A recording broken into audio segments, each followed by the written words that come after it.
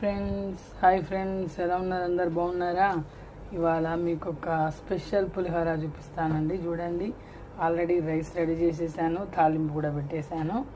మరి ఇందులో స్పెషల్ ఏంటి, ఇందులో పులిహోర ఏది అని అనుకుంటున్నారా? ఉందండి స్పెషల్. ఇదిగో చూడండి, ఇదేంటి మీకు ఎవరికైనా తెలిస్తే నాకు కామెంట్లో కామెంట్ చేయండి.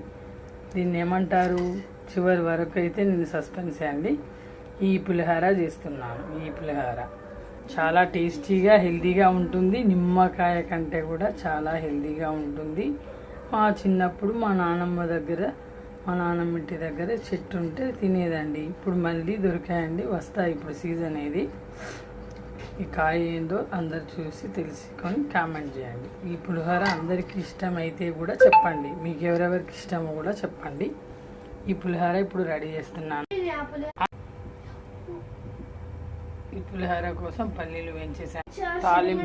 తాలింపుకి కలిపానండి. అన్నం చల్లారి పెట్టాను. ఇప్పుడు దాని రసం మెండేస్తున్నాను.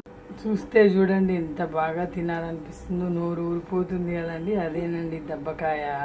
మిమ్మల్ని చివరి వరకు సస్పెన్స్ ఎందుకు పెట్టాలని చెప్పేస్తున్నాను. దబ్బకాయ పులిహోర అండి. దబ్బకాయ చెట్టు నుండి కూసిందండి. ఇంకా ఎల్లో కలర్ వస్తాయండి. ఎల్లో కలర్ వస్తుంది, కానీ ఇది పెద్దగా ఉంది, బాగుంటుంది. గింజలండి చెట్లు పెడితే వస్తాయండి ఈజీగా. ఎవరైనా దబ్బకాయ తీసుకున్నప్పుడు గింజలు పడేయకుండా పెట్టేసేయండి. నేను కూడా పెట్టేస్తాను మళ్ళీ.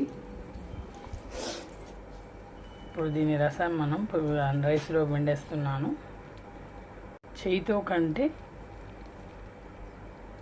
నిమ్మకాయ పిండే దాంతో పిండితే బాగుంటుంది. నేను గబుక్కున చేయితో పిండేస్తున్నాను. దబ్బకాయ పులిహోర రెడీ. ఎంతో టేస్టీగా ఉండే దబ్బకాయ పులిహోర సూపర్.